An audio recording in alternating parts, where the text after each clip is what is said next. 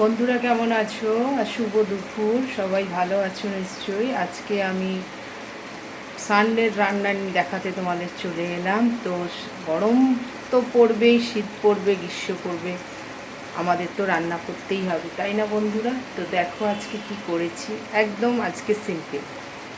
তো আজকে রাইস করেছি, ফ্রাইড রাইস করেছি, তোমার এগ ফ্রাইড রাইস করেছি। এ দেখো, এগ ফ্রাইড রাইস আর হচ্ছে মটন কষা। তো আজকে আর কিছু ঝামেলায় যাব না, এই হলো মটন কষা। অনেক রান্না করিনি আজকে অল্পর মধ্যেই সারবো। এই মটন কষা, এই যে মটন আর রাইস। তো তোমাদের সবার কি রান্না হয়ে গেল কমপ্লিট? কমেন্ট করো, জানিও। এবং খাওয়া দাওয়াও কমপ্লিট হলো নাকি সেটাও জানিও। আজকে আমার এই রান্না হয়েছে, এরপরে খাওয়া দাওয়া শুরু হবে। তো টাটা বন্ধুরা, তোমরা ভালো থেকো।